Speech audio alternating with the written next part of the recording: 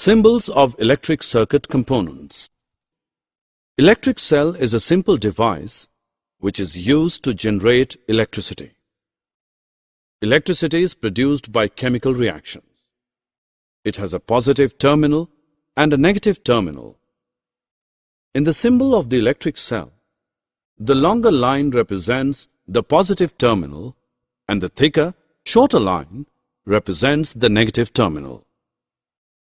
Switch or key makes or breaks the connection in a circuit. When the switch is in the on position, the circuit is closed and the current flows throughout the circuit. When the switch is in the off position, the circuit is open. In this case, no current flows through the circuit. The combination of two or more cells is called a battery.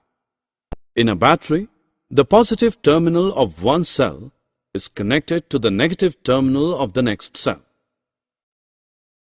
Many devices such as torches, wall clocks and watches, toys, TV remote controls are the battery-operated devices.